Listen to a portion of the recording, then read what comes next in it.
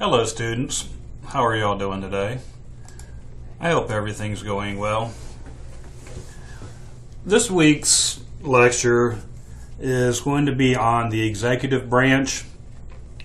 I specifically focus on the governor. There are numerous people that make up the executive branch, but I specifically focus on the governor. I spend more time talking about the rest of the branch in a chapter that we'll discuss in a couple of weeks. First off, to become governor of the state of Texas, there are formal qualifications. Where do we find these formal qualifications? We find them in the Constitution. Much like becoming a member of the Texas legislature, the framers of the Texas Constitution wanted the ability to hold office, or the requirements to hold office, to be very simple, very easy to reach. So to become governor, you simply have to be 30 years old. You have to be an American citizen, and you have to have been a citizen of Texas for 5 years. That's it. 30 years old, an American citizen, and a citizen of Texas for 5 years. That's all that's required. Very, very simple to qualify. Now, while these are the formal qualifications, this does not mean there are not informal qualifications. Remember, when we were talking about the formal requirements to become a member of the legislature, age, residency, whatever, I also discussed informal qualifications there. Well, we have informal qualifications to be a governor. These are informal. They're not written out. We will not see them anywhere. We won't find them in the Constitution or anywhere like that. The informal qualifications. You must be a WASP. What is a WASP? W-A-S-P. WASP is simply White Anglo-Saxon Protestant. Let me rephrase it. It's not that you must be, it helps to be. This helps get you elected. I apologize. The next informal criteria. Helps to be a male, helps to be a man. Remember, we've only elected 2 female governors in our history. Who were they? We've discussed this. Who were the female governors? Usually we're electing a middle-aged business person or attorney. So they're aged 40 to 60. Why are they a business person or an attorney? You need money to win. You need money to win the elections. That's the most important thing. Historically, party affiliation has played a large role in Texas politics, with Democrats holding the governor's position for most of the existence in Texas. We only had 2 Republican governors. The first Republican governors from 1867 till 1874. And why did we have Republican governors then? Actually, I take that back. We had 1 Republican governor. Or no, we did have 2. Why did we have 2 Republican governors after the Civil War? Remember the Reconstruction Acts? The North was trying to punish the South. They would not allow Democrats to run for office, so they would transplant Northern Republicans down into Texas to run the state of Texas. However, after E.J. Davis, Texas did not elect another Republican governor until 1979. Now, Republicans have held the office of governor in Texas since 1995, so for the last 21 years, but overall, Texas has had 48 governors, and 39 of the governors have been Democrat. So for our history, the informal qualification, the informal criteria of party, it has helped to have been a Democrat. It's not till the last 20 years or so that you needed to be a Republican. Congratulations. You've won the office. You are a new governor. we're going to discuss tenure, removal, and secession. The Texas governor serves a 4-year term with no term limits. This means that he can serve, he or she, let me be politically correct, that he or she can serve as many times as the people will elect them. This was not always the case. The first state constitution in 1845, this constitution, the term was 2 years, stated that the governor could serve no more than 4 years out of every 6. So what this means is that we have a limit. They could serve 2 consecutive terms, but then they would have to take a term off. If the governor chose to come back and run again, they were eligible. So they could serve 2 consecutive terms, but then they had to take a year off, or a term off. They could serve 4 out of 6 years. The 1866 Constitution increased a governor's term to 4 years, but they kept the same idea. You could still only serve 2 out of 3 terms, or 2 consecutive terms. So you could only serve 8 out of every 12 years. If you served 8 years, you had to take a term off.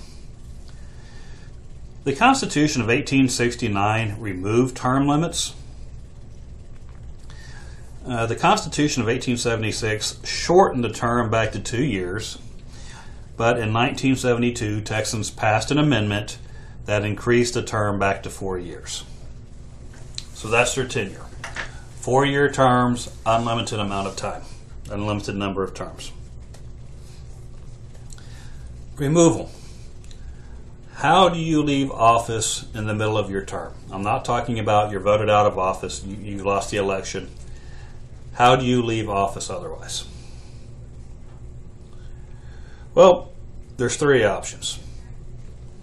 You can resign the governorship. You can get up and say, I quit, I'm going home. You can do something illegal and you can be impeached. You can be impeached, you can be convicted. You can be removed from office that way. Or the third option, and I'd recommend the first out of the 3 if you're going to leave office, resign. But the third option is simply you die. You die while in office. I don't recommend that one. Back to impeachment, though. Like impeachment at the federal level, the House of Representatives votes on impeachment, so they act as a grand jury. They say, we think there's enough evidence, we think there's enough proof that a crime was committed. The Senate holds the trial. The Senate will convict. They will hold a trial and they will say yes or no, they are guilty or they're not guilty. If the governor leaves for whatever reason, we're now talking about secession. If the governor leaves, he's impeached, he resigns, they die, whatever. The lieutenant governor becomes governor for the remainder of the term and may run for governor in the next election. Has this ever happened before? Actually, yes, it has. Our longest serving governor was the governor who just left office a couple of years ago. This was Governor Rick Perry. Governor Perry served 14 years as the governor of Texas. Before that, he was lieutenant governor. He was actually able to move from the lieutenant governor's spot to the governor's spot because we had a governor resign this position. You all know who I'm talking about. Which governor resigned his position that allowed Governor Perry to move on into the governor's mansion? Some guy, kind of famous, you've probably heard of him. His name was George W. Bush. He went on to do something. Yeah, President George W. Bush. Governor Bush resigned to become president. Lieutenant Governor Perry became governor. So these steps of secession, the sign of secession, has been utilized before. Well, we saw it when we talked about Governor Ferguson being impeached and convicted. Who stepped in after him? Governor Hobby. So this happens.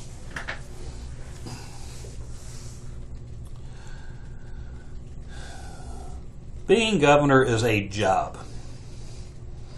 This means you earn compensation. You are paid for your services.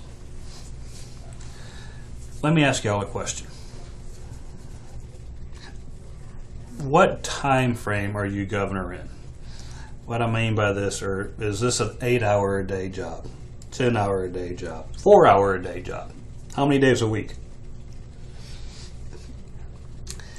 Being governor 24 hours a day, 7 days a week, 365 days a year. No matter where you go, you are governor of Texas. No matter what you do, you are governor of Texas. If things go well, you get credit. You may not deserve credit, but you get credit. On the other hand, if things go poorly, you may not deserve to be blamed. It might not be your fault, but who's going to get the blame anyway? You are as governor. With this in mind, I like to ask y'all, how much would the state of Texas have to pay you to be governor? To be on call, to be in charge, to have the responsibility of 25 million Texans rest on you, 24 hours a day, 7 days a week, 365 days a year. How much would we have to pay you? Could we pay you enough? Our governor earns a salary of $150,000 a year. Let me repeat that. Our governor earns a salary of $150,000 a year. There are attorneys fresh out of law school who make more money than that if they're working for one of the big firms in the state. Is that a lot of money? No, not really. However, being the governor does come with other perks. One perk was the ability to live in the governor's mansion. However, the governor's mansion is going through renovations. Somebody decided it would be a good idea to burn it down. It is not inhabitable. They're renovating the mansion. So the governor receives, on top of his salary of $150,000 a year, he receives a per diem payment of $10,000 a month for living expenses. So he can find a place to live, buy, rent, whatever. He receives an extra $10,000 a month, and he receives an expense account to keep it maintained and staffed. The state of Texas also pays for the governor's professional staff. This is the staff he has in Austin to help him with his gubernatorial duties.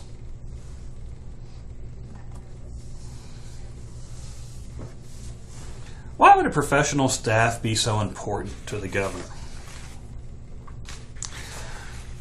Like our elected officials, the governor has limited time and he has many duties. He is involved in legislative affairs and appointments. He, much like the Texas legislature, much like other elected officials, I'll get it in a second, relies on staff for advice, information, and assistance before making any decisions. Who would the governor appoint? Almost all offices in Texas are elected. However, the governor appoints people to various boards, commissions, and executive agencies. He also has the ability to appoint judicial offices. And what I mean by this is, in Texas, we elect our judges.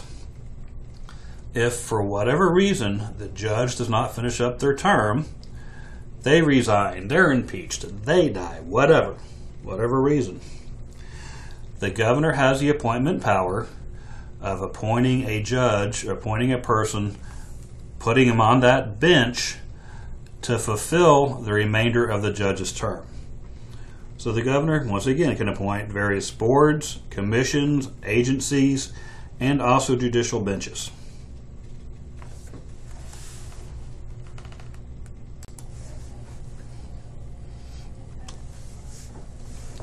The tools of persuasion of the governor. These are the powers given to the governor.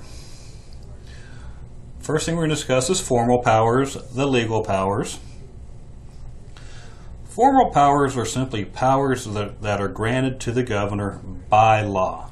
These are powers that are going to be found inside the Constitution. The Constitution states the governor has the authority to do this. The first power is the power of the veto. The president has 10 days, not counting Sundays, to sign the bill into law. If the bill is not signed, not vetoed, but if the bill is not signed, the bill will still become a law. However, if the governor vetoes the bill, this means if he says, I am not signing this, and he returns the bill to the legislature with objections, that is the veto. He can say, I'm not signing this, I think it's bad, these are my objections, this is why I'm not signing it, and he gives it back to the legislature. That kills the bill. That's the veto. However, we are a system of checks and balances. If the governor vetoes the bill, the legislature may override the veto with a 2/3 vote from both chambers of the Texas legislature. So that means that if the governor vetoes a bill, the Texas Senate has to give 2/3 vote to override the veto, and the Texas House must approve the veto also by a 2/3 vote. What happens if the bill is presented to the governor and there's less than 10 days left in the legislative session? In this case, the governor has 20 days, not counting Sundays, after the final day of the session to sign or veto the bill. If neither action is taken, the bill becomes a law. So if he doesn't sign it, if he doesn't veto it, once again, the bill becomes a law. But what if he chooses to veto this bill? Can the bill be overridden? No. Why not? The Texas legislature is not in session. I mean, you can say, I'm going to veto this bill. He can go into Austin, knock on the doors of the Texas legislature, say, I'm returning my veto to you, but nobody's there. So if he vetoes the bill, there is not a chance of it being overridden. The whole process actually has to start again the next legislative session. Another formal power the governor has is the power of the line item veto. What this power does is it allows the governor to veto funds for specific items or projects without killing the entire bill. So he gets to veto appropriations. It has to deal with money. So he can go through a bill and he can strike out appropriations. He can strike out money situations that he does not like, but he then approves the rest of the bill. He then approves the bill after that. Is this important? Does this help?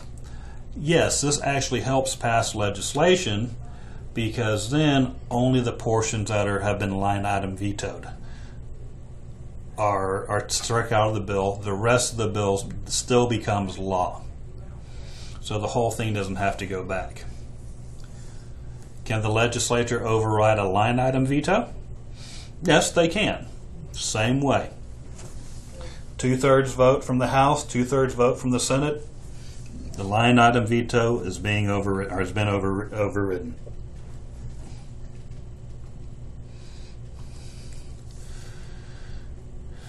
The governor also has something that we call message power. The Constitution requires that the governor deliver a State of the State address. Think about it. Once a year, the president goes on TV. He'll go to he'll go to Congress, go in front of the House of Representatives, he'll go in front of the Senate, and he will give his address about what he thinks has happened over the last year, what he would like to do for the next year, what is his agenda. Well, the governor has to do the same thing. This message power, the State of the State address, allows the governor to get in front of the public, get in front of the other elected officials, and states what he or she believes to be important issues for the legislative session. Why would this matter? Why do we need the message power? Well, the message power is important so it can let the people of Texas know what the agenda is, know what our goal is, what are we trying to accomplish. Like any other power, there's good things about it and there's bad things about it. So we don't see the message power used very often. Let me give you an example about why would you not want to use it. You're the governor, you go in front of the masses. There's a program you really want to push. You have this plan. You go on TV, you go in front of the people of Texas and say, people of Texas, if you support me in this, if you support this plan, good things will happen. Gold will rain down from the sky, everybody will have a pony and a unicorn, whatever, I don't care. But good things will happen. The people of Texas get excited. We want a unicorn, damn it. So the governor is counting on us to contact our legislators, and say, we believe in the governor. Give him what he wants. Give him the support he needs to accomplish this. So our legislators, listening to us, because we believe in the governor and his plan, they support the governor's plan. It's great. What's the downside? What is the downside? Why would you not want to use message power? Let me ask you a question. Have you ever planned something out perfectly, down to the smallest detail? If your answer is yes, let me ask you another question. Did everything go according to plan? Chances are, no, it didn't. No matter how good our plans are, they don't always go the way we want them to. So what happens if you get in front of the masses, you get in front of the people of Texas and say, if you support me, these good things will happen? And a year later, you get in front of the people who supported you and those good things did not happen? They're not happy with you. It is very hard to get reelected when you have disappointed or you have not lived up to the promises you made your constituency. So message power is good, but message power can also be bad.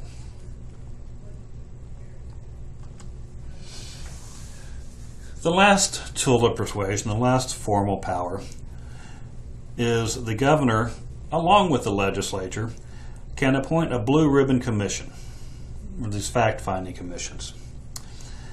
This group will consist of influential citizens, politicians, and members of concerned special interest groups. These groups can look at political ideas under consideration. They will do research to see if these ideas have strong public acceptance. Does the public want it? Does this solve the problem? Will it work? Will the solution we're proposing work? These fact-finding commissions also provide something for the governor. They provide a form of cover. These political groups can be used in an attempt to increase political acceptance of an idea. If these experts come out and say, if we do this, it will work, it will solve the issue. But what do I mean that it can form political cover? Once again, what happens with plans? They don't work. What if this political group comes out and says, oh, if we do this, it'll work, it'll solve the problem? And it doesn't solve the problem. Well, this group provides political cover for the governor because he said, hey guys, I'm just like you. I'm disappointed. I listened to the experts. They let all of us down. So this allows the governor to shift the blame to somebody else.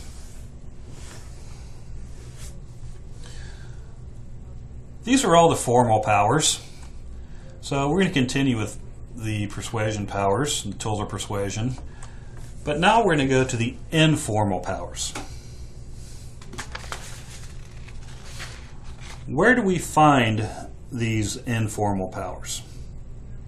We don't. They're not enumerated. They're not in the Constitution. but they exist. These are things the governor can do. The first informal power is simply threaten a veto. By threatening a veto to veto a bill the governor is not fond of, they can usually create a compromise. You know, we talked about tools of persuasion or restraints on the officers of presiding, restraints of the power of the presiding officers. Remember when we were talking about the Texas legislature, and I made the comment, if the governor is not on board, if the governor does not believe in what you're doing, are you going to continue with down the road you're taking? As I was saying, I was talking about the presiding officers having so much power, but they still have to be on board with the governor. Why are the presiding officers going to use their political capital? Why are you going to threaten and twist arms to pass a bill that you know the governor is going to veto?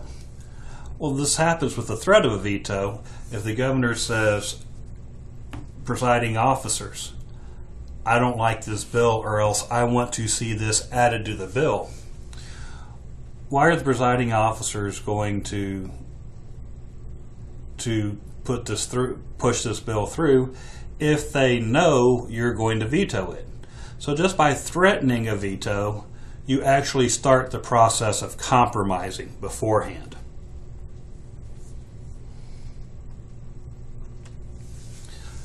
Bargaining.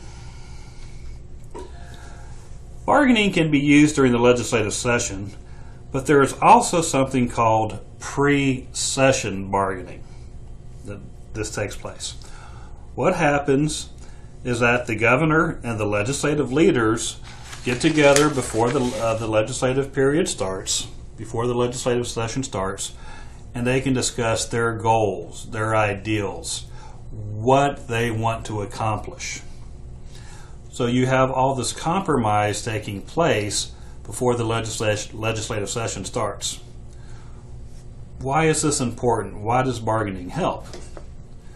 Well, usually if you know what each side wants and you're able to put this into the original bill, all the compromise is done. You have made both sides not extremely happy, but you've made them happy. All the sides have won. So with this pre-session bargaining, you see the odds increase of a bill being passed.